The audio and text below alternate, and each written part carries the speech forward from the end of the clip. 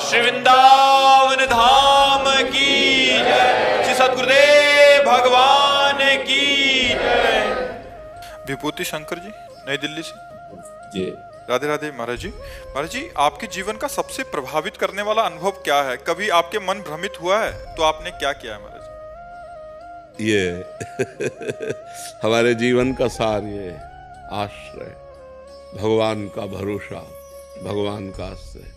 पहले कदम पे उत्तर यही हमें मिला था जब हम घर से भागे। 13 वर्ष के थे, कक्षा 9 के विद्यार्थी थे। तो जब भागे तो पहला प्रश्न हमारे हृदय में हुआ, तुम्हारा कैसे पालन पोषण होगा? कौन तुम्हारी रक्षा करेगा? कौन तुम्हें भोजन देगा? तो कदम लड़खड़ाए, क्योंकि घर नजदीक ही। अभी घर से भागे ही थे। सुबह प्रातःकाल 3 बजे माँ से केवल बताया था कि हम कल संत बन जाएंगे। उत्तर आया भगवान। हिम्मत बनी, फिर भागे। 15 किलोमीटर चलने के बाद एक भगवान शंकर का मंदिर है, नंदेश्वर महादेव, बहुत प्रसिद्ध महादेव हैं। वहाँ जाके बैठ गए। 12 बजे तक बैठे रहे। मन में आया भूख लगी, भोजन कौन देगा? मांगना आता नहीं था, बच्चे थे, विद्यार्थी थे। इतने में 1 लीटर दही लिए हुए एक आदमी आया और उसने पूछा ऐसे हमसे, ये बच्चा, यहाँ एक सूरदास स्वामी रहते थे, वो उनके दरवाजा बंद है कुटिया का, कहाँ गए? हम कहा हम तो अभी अभी आए, हम किसी को जानते नहीं। बोले अच्छा तुम दही पी लो। 1 लीटर मीठा दही और गांव के दूध गढ़वा का लाल लाल दही ना, अरे पूरा दही पिया। और जब वो चले गए तो शंकर जी से ऐसे लिपट कर रोए कि आज मुझे विश्वास हो गया कि अब मुझे जीवन का पालन पोषण, इतना लंबा जीवन हो गया, 13 वर्ष से लेकर अभी तक, तो मतलब 40-42 वर्ष तो हो ही गए। भगवान पार कर लाए। अब तो अंतिम फिल्म है। कब कहा लीला समाप्त हो जाए। दोनों किडनी खराब है, रोज अतरे दिन डायलिसिस होता है, कब लीला समाप्त हो जाए। भगवान अब कब तक सेवा बना है, जब तक आप लोगों की तब तक चला रहे हैं। नाम जब अगर होता है और बैठ के आसन पे नहीं हो तो नाम जप से मतलब बैठने खड़े होने से मतलब, चलते चलते हम नाम आड़े बैठे परे उताना, कबीर कहाँ हम राहें ठिकाना। हम खड़े हैं या बैठे हैं या चल रहे हैं या कैसे भी हैं, अगर नाम चल रहा है तो बात बन रही है। मैं नाम जप करता हूँ ना शिव जी की कृपा से। अभी 2 दिन पहले से आना था, एक भैया ने मुझसे कहा कि तो मैं उन्हें क्या जवाब दूंगा? कुछ नहीं, हमारी आदत हो गई अपने अनुभव नहीं बताने। ये बिल्कुल सब लोग बात समझ लो। यदि अपनी भक्ति के अनुभव बताओगे कि मैं निरंतर नाम जपने का अभ्यास कर रहा हूँ, रुक जाएगा। ये बिल्कुल भयभीत होने की बात है कि अपने साधन को गुप्त रखे। हम कै बजे उठते हैं, कै बजे क्या दिनचर्या होती, किसी को पता नहीं होना चाहिए। अगर कोई देख भी ले कि आप तो इतने बजे उठते हो, आप नहाते धोते हो, वो प्रेशर आ गया था इसलिए चले गए थे, रोज का थोड़ी। हमको अपने को छुपाना है। छुपा लोगे तो आपकी भक्ति बढ़ जाएगी, विघ्न पड़ जाएगा, आपकी साधना में विघ्न पड़ जाएगा। ये हम अपने अनुभव से कह रहा हूँ, अपने अनुभव। अपनी कोई बात, जैसे बात बतानी है तो संतों की बात कह के बता दे कि ऐसा ऐसा संतों ने कहा है। हम अपनी बात कहते हैं कि हम ऐसा किए तो ऐसा नहीं, बहुत गुप्त रखना। ये परमार्थ है। जैसे अपने धन को हम गुप्त रखते हैं, ऐसे हम अपने भजन रूपी धन को, अपनी दिनचर्या को गुप्त रखें। दीपाली सिंह जी, मुंबई से। राधे राधे महाराज जी। महाराज जी, जीवन में हर शुभ कार्य शुरू होने से पहले आखिर इतनी बाधाएं क्यों आती हैं महाराज जी? नहीं, ऐसा नहीं है। ऐसा नहीं है कि सबके जीवन में बाधाएं ही आती हैं, ऐसा भी नहीं है।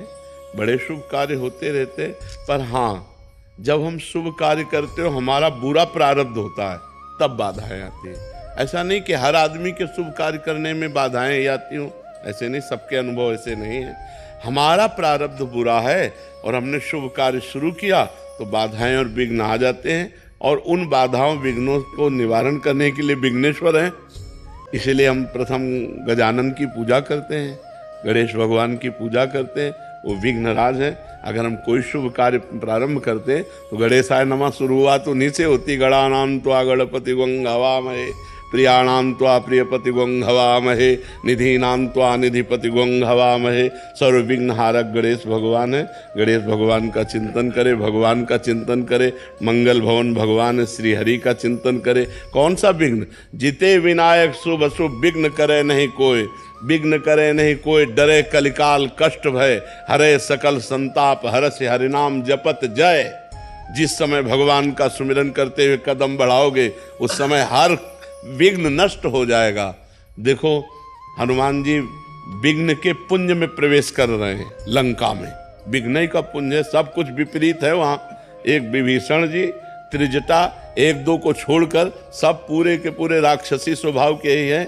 प्रविश्य नगर की जय सब काजा, हृदय राखि कौशलपुर राजा। यदि हृदय में हम भगवान का चिंतन करते हुए कोई भी शुभ कार्य करें तो बाधा नहीं, हमें बाधा नहीं पहुंचा सकते। जहाँ राधा है वहाँ बाधा कहाँ है? जहाँ राधा वहाँ बाधा कहाँ है? खूब नाम जप करो, मंगलमय भगवान की जय बोलो और अपने कार्य में शुरू हो जाओ तो कहीं कोई बाधा नहीं है। विजय श्री वही है जहाँ भगवान का चिंतन है, और जहाँ भगवान का चिंतन है तब तो माया है ही। अमित कुमार राज जी। राधे राधे महाराज जी। राधे राधे महाराज जी। महाराज जी, भगवत गीता या वेदों का सबसे महत्वपूर्ण संदेश क्या है आज के जीवन के लिए? सच्ची भक्ति और दिखावे की भक्ति में क्या अंतर है? पहला, हर शास्त्रों का एक ही संदेश है, अज्ञान का नाश करके अपने स्वरूप में स्थित हो जाओ, अर्थात भजन करके भगवत प्राप्त हो जाओ। भक्ति में भजन करके भगवत प्राप्त हो जाओ, ज्ञान में अज्ञान का नाश करके अपने स्वरूप में स्थित हो जाओ, अष्टांग योग में अपनी चित्तवृत्ति का निरोध करके परमात्मा प्राप्त हो जाओ। सब शास्त्रों का, सब साधनों का एक ही फल है। सब साधन कर यह फल सुंदर, प्रभु पद पंकज प्रीति निरंतर। अंतर रहित भगवदाकार वृत्ति, यही सब शास्त्रों का सार है। और आज हो चाहे कल हो, भक्ति का स्वरूप नहीं बदलता है, वही भक्ति का स्वरूप है। जब तक संयम से नहीं चलोगे, पापाचरण का त्याग नहीं करोगे, और जो शास्त्र आज्ञा तस्मात् शास्त्रम प्रमाणम ते कार्याकार्यो व्यवस्थितो, जो शास्त्र विधान है उसके अनुसार नहीं चलोगे तो भक्ति का रंग नहीं आएगा। पाखंड भले कर लो, चार लोग तुम्हें प्रणाम नमस्कार कर लेंगे, लेकिन भगवत साक्षात्कार नहीं हो सकता। भगवत साक्षात्कार तभी हो सकता है जब इंद्रियां जो हमारी प्रकृति की तरफ जा रही, मना कष्टान इंद्रियाणी प्रकृति स्थान कर सती, उनको मोड़ करके परमात्मा में लगा दे।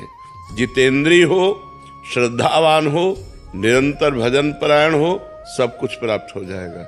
अगर जितेंद्रिय नहीं है, श्रद्धावान नहीं, भजन परायण नहीं है तो पाखंड कर सकता है, ढकोसला नाटक कर सकता है, भक्ति नहीं है।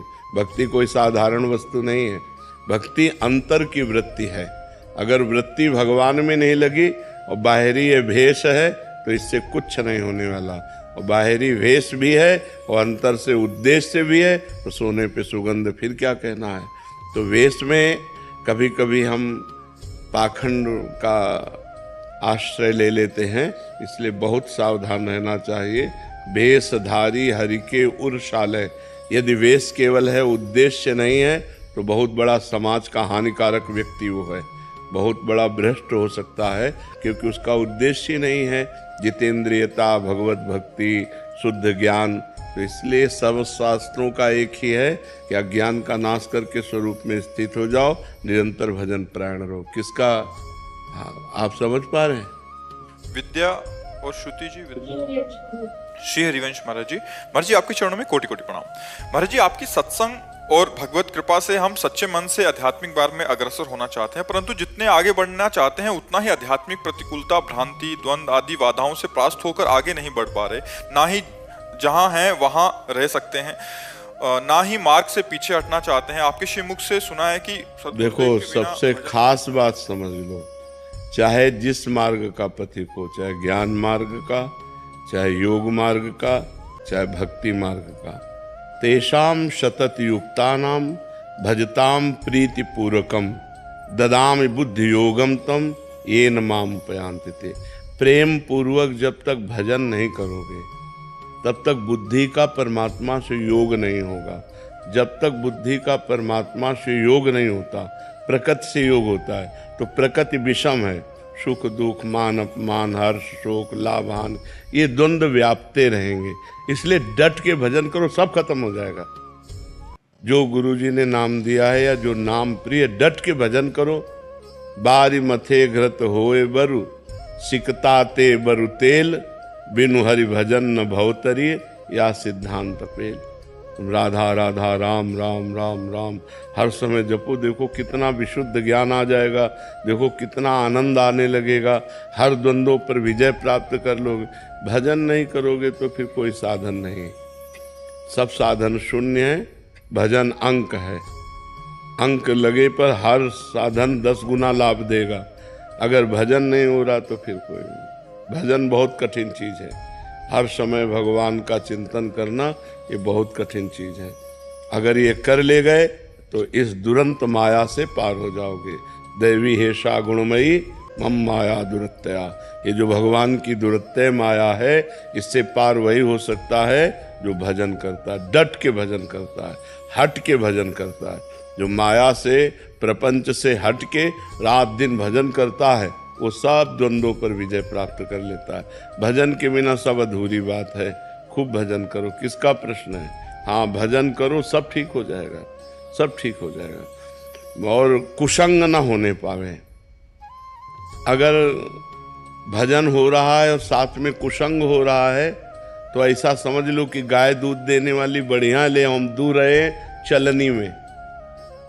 चलनी समझते ना, जिससे हम आटा छालते हैं, उसमें गाय दूर हैं।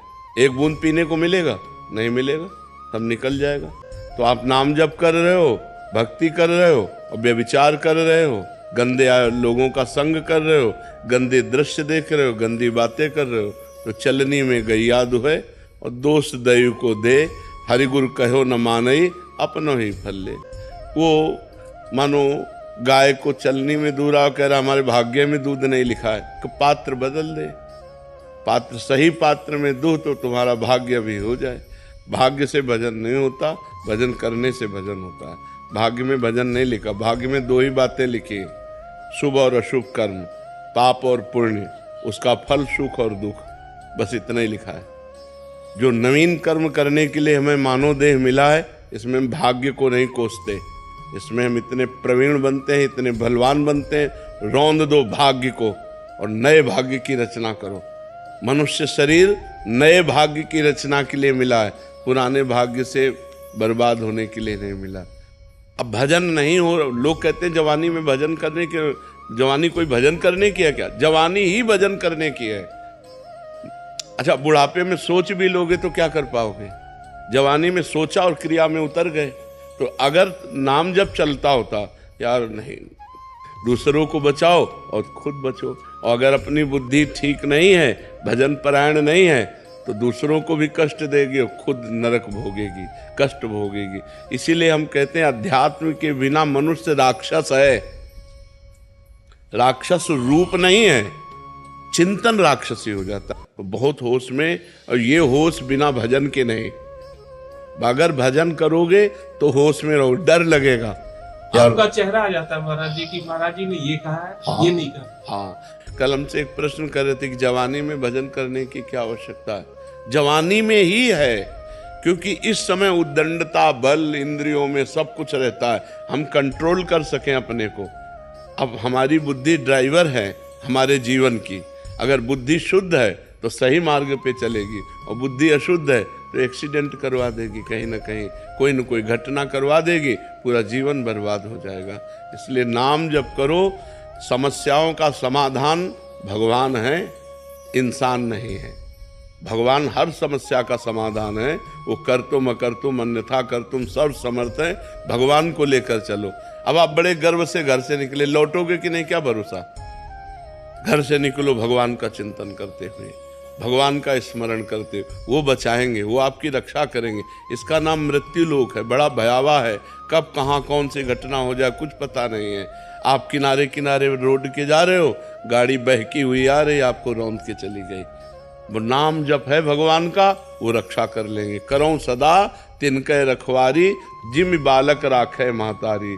जैसे बच्चे की रक्षा माँ करती है, ऐसे भगवान कहते हैं मैं अपने भक्तों की रक्षा करता हूँ। तो इसलिए भक्त बनो, नाम जप करो, भगवान की आराधना करो, और जब कोई ऐसी गंदी घटना करने का मन आवे तो चिंतन करो परिणाम का, कि परिणाम क्या होगा। नहीं भाई नहीं, थोड़ी देर के लिए भाग जाओ, वहां से हट जाओ, अपने मन को शांत कर लो, नहीं तो ऐसी क्रिया करवा देगा, पूरा जीवन बर्बाद हो जाएगा। बहुत शांति से चलने के लिए मनुष्य जीवन मिला है, बहुत आनंद प्राप्ति के लिए। आदित्य राज जी बिहार से। श्री हरिवंश गुरु जी। श्री हरिवंश महाराज जी ऐसा क्या करें कि आपके प्रति सेवा बने? राधा राधा राधा, इससे बड़ी कोई सेवा नहीं।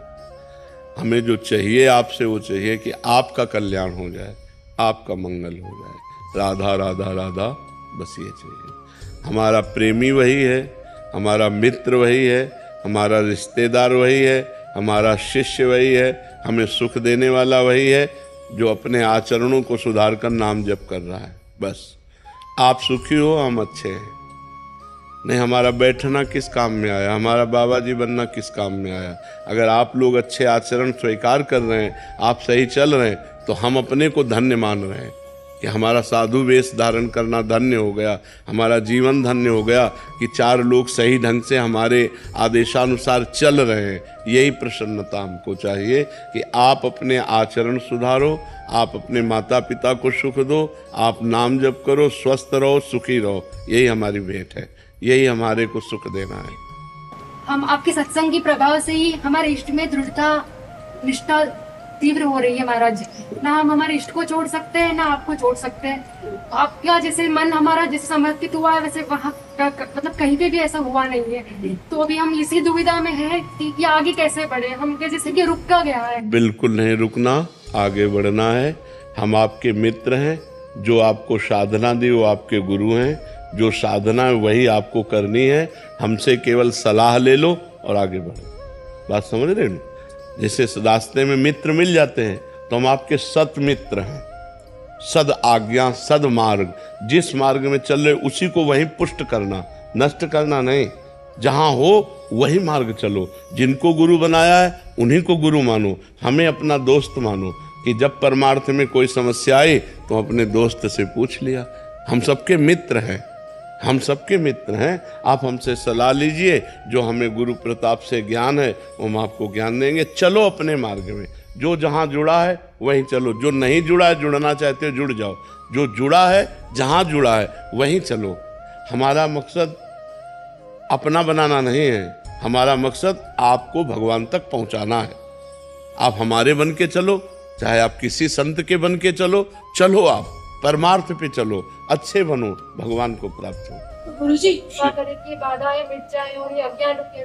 हम ये थोड़ी कि कहीं प्रवचन सुने तो अपनी गुरु निष्ठा, इष्ट निष्ठा को छोड़ दें। प्रवचन का मतलब है पावर। हमें पावर मिला, मार्ग मिला तो हम और दौड़ते हैं उसी मार्ग में। अब जैसे हमारे पास वाहेगुरु जपने वाले आते हैं तो हम कभी उनको नहीं कहते कि आप राधा जपो। हम भी बोलेंगे आप वाहेगुरु ही जपो, जिससे आपका मार्ग पुष्ट हो। क्योंकि वही वाहेगुरु है, वही राम है, वही कृष्ण है, वही राधा है, वही सब एक ही परम तत्व है। हम जहाँ लगे हैं वहीं चलें। ये नहीं कि आप हमारा प्रवचन सुनकर अपनी गुरु निष्ठा को छोड़ दें, अपनी इष्ट निष्ठा को छोड़ दें। नहीं, आप अपनी गुरु इष्ट निष्ठा को बढ़ाएं। नहीं तो हमारा सत्संग का मतलब क्या रहा, हमारे संग का मतलब लगा मार्ग रुक जाए आपका, फिर तो हमारा संग कहाँ हुआ, फिर तो कुसंग हो गया। मार्ग बढ़े आपका, जहां आप हो उत्साह हो जाए और आप और उत्साह से उसी मार्ग में बढ़े। अनूप जी। राधे राधे महाराज जी। गुरुदेव, मन शांति रहे और भगवान का नाम जप होता रहे, बट कभी कभी मन अशांत और विचलित सा हो जाता है जप करने पर भी। चिंतन, जब तमोगुणी चिंतन होगा तब मन अशांत और विचलित हो जाएगा, और जब रजोगुणी चिंतन होगा तब मन भोग, मान, प्रतिष्ठा, रुपया, पैसा इसका चिंतन करेगा। और जब सतोगुण होगा तब वो शांत होकर भजन में लग जाएगा।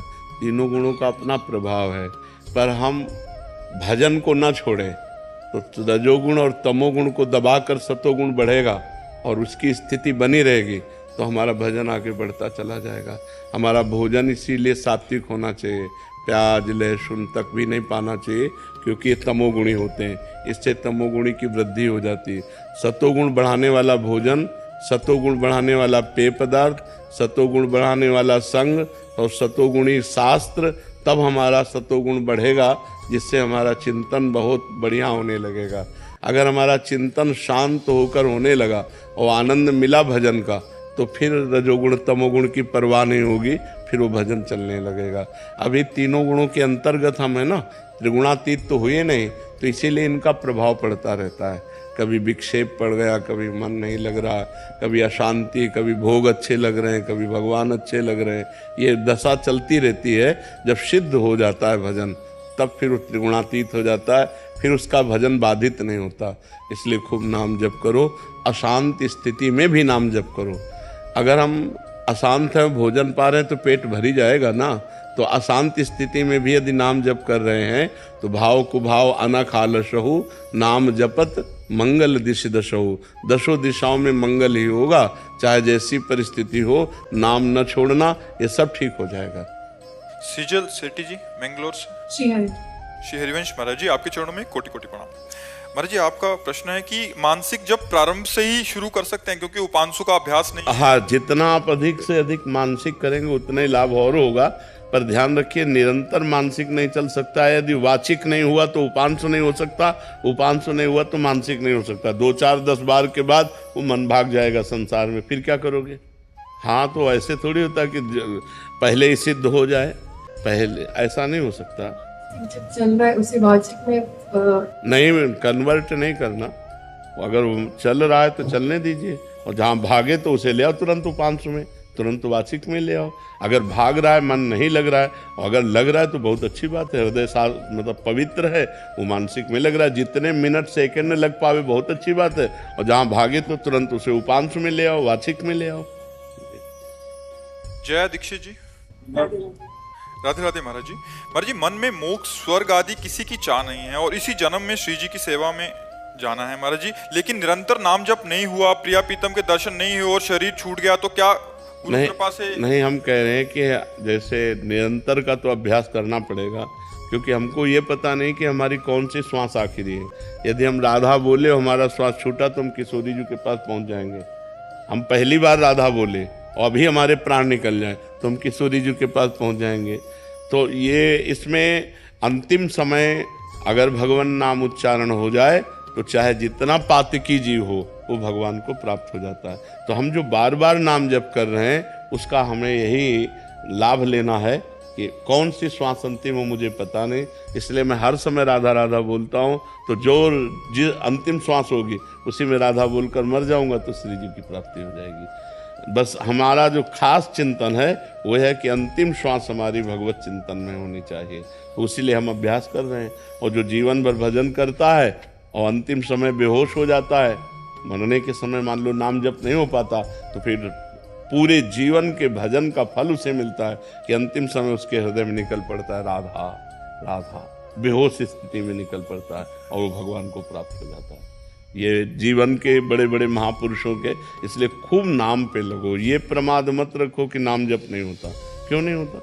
नाम जप तो ऐसे राधा राधा राधा राधा राधा राधा राधा राधा राधा राधा राधा, फिर धीरे धीरे और इसको लो। अब चल रहा है राधा राधा, फिर मानसिक चलाओ राधा राधा राधा राधा। अभ्यास करो तो सब काम करते हुए नाम जप बहुत अच्छे से हो सकता है।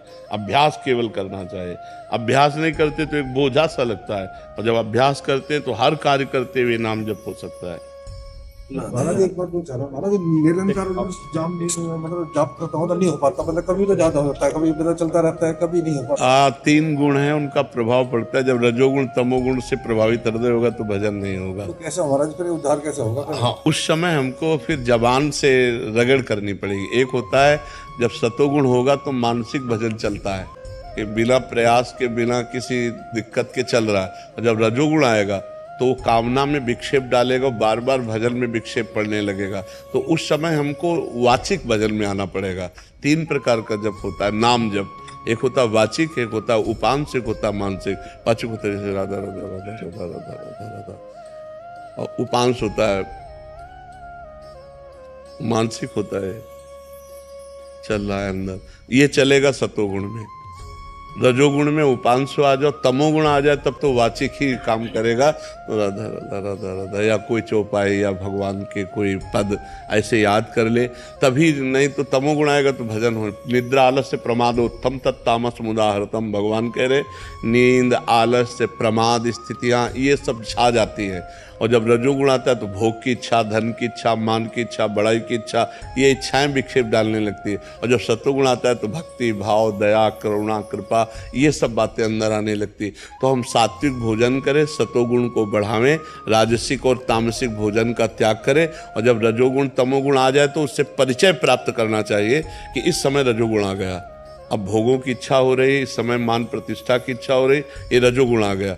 अब प्रमाद का मतलब होता है करने योग्य कार्य को ना करना और ना करने योग्य कार्य को करने की इच्छा होना, ये प्रमाद स्थिति तमोगुण आ गया। तो अब तुरंत फिर हमको जप अपना बदल देना चाहिए, मानसिक जप से उपांश में आ जाना चाहिए, उपांश से वाचिक में आ जाना चाहिए, क्योंकि सतोगुण अधिक बढ़ेगा तब निरंतर मानसिक चलेगा।